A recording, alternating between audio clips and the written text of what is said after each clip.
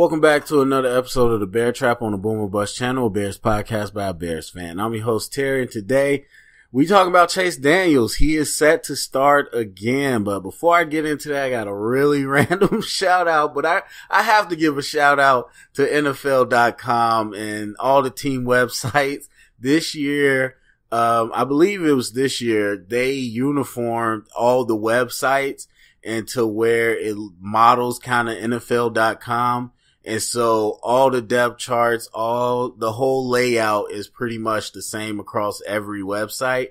And that's big. I mean, I don't know how many people browse their team's website or how many use the Bears website, but as a person that does like the draft and all that stuff, I'm frequently on depth charts and different teams' websites. And it used to be a nightmare because everybody managed theirs so different. People still update them at different times, so some are more up to date. But for the most part, it was all over the place. But now all the layouts are the same. So shout out to NFL.com for doing that. That makes my life so much easier. But anyway, we're really here to talk about our Chicago Bears. It's been a week since they played. It's been a long time. It was hard to go all the way to Sunday without talking about our Bears. But this is significant news. So we kind of knew. Look, with the Sunday night game, the short turnaround to the early morning Thanksgiving game, injuries, tend to be magnified. And so with Mitch Trubisky, it was very understood. It was a good chance he wouldn't play. And it was Detroit Lions division game, but they're not that great, even though it was a close game kind of. But yeah, we were okay.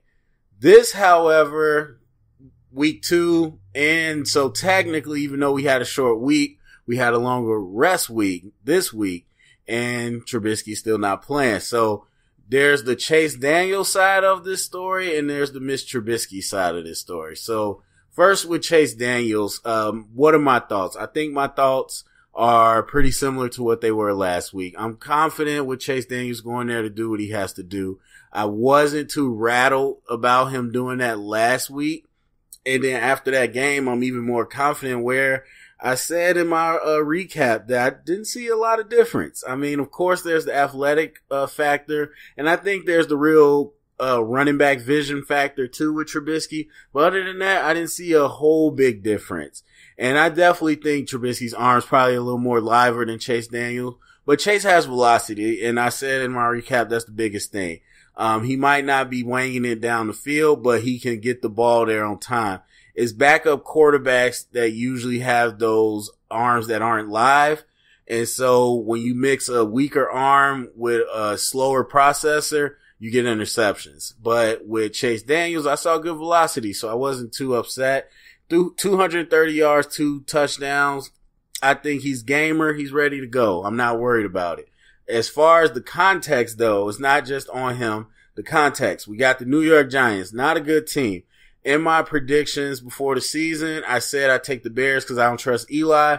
That has seemed to prove out this year. Even though Eli shows his moments and he's got those crazy weapons, again, they're just not the team put together to win. And so that's my overall thought. But as far as Chase versus the defense, I think it's going to be similar. So I talked about last week how Detroit has a number of former New York Giants players. I looked at the D coordinator. I don't think he has any ties to the Giants, but somebody might, or I don't know if they just like that style of player, but they got a couple former Giants on that team.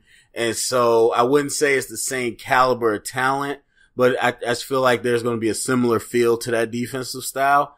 So looking at the Giants, you don't have a Ziggy, Oliver, Vernon. He's still pretty good, but, they don't have JPP. They gave up snacks to Detroit. Even though they got some solid run stuffers on that front three, I don't think their pass rush is going to be as nearly ferocious as the Lions was. No pun intended there.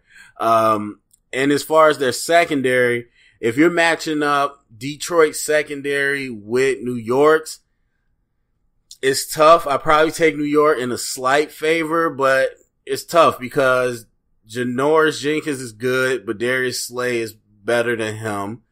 And Glover Quinn is good, but Landon Collins is better than him. But they both have really weak second and third cornerbacks. And not even just weak, they're not that fast particularly. You got B.W. Webb playing, who was darn near undrafted and cut so many times from different teams. So he's kind of a journeyman cornerback starting, or at least as far as their depth chart out, we'll see who starts. But just the people on their roster, they gave up Eli Apple. So opposite Janoris Jenkins, they don't really have anybody, especially in the slot. And one of the things Detroit was doing, like, they had these slower guys in the slot, and with our offense, that's going to play into our hands. And it's not just the spread it out, it's more of the flood in the field that I talk about. And you definitely do that when you run these bunch sets and when you condense the formation and get tight. And then that way it's hard for a cornerback to jam certain receivers off their release. So they come off free, and then you don't really know where they're going. And so they flood the field in all these directions. And I think a lot of times that's how we cause defensive, communication breakdowns. And that's how we get guys running wide open. Not to mention we got really quick receivers who I think are good route runners, but honestly don't have to be when we run those type of sets, because it's really just about racing to get into open space. And I think we're going to win that race because the, New York's linebackers aren't particularly fast either. So I honestly think this is going to be very similar to facing Detroit. Now we're at, New York. So we were away last week, but there's no dome, no field. We'll be out in the elements. But it's supposed to be up to 60 degrees. It's supposed to be one of the warmer weekends this week. So we're not talking about treacherous wind or weather or any cold. So I think the conditions are set for Chase Daniels to pretty much repeat what he did last week. And I think that's pretty much what we need. Again, on the defensive side, which this isn't really about them, but I am interested to see us versus Saquon just for bragging rights to see how much we can shut him down. But you know, him and OBJ, that's going to be a challenge. I don't think Eli is going to be able to use the weapons enough to threaten the game. But, I still think Chase Daniels and the offense have to be somewhat consistent as they were last week to put us in a position to win.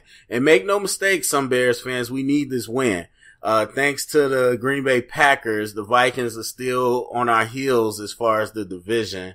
So that's still a possibility. And we want it right now with a third seed, and it's probably no way that we end up with a bye, but we want to continue to put the wins together so we can get that higher seed. And, you know, that way we could at least guarantee a home game in the playoffs. So it's still a lot to play for. This isn't New York Giants, let's look past them.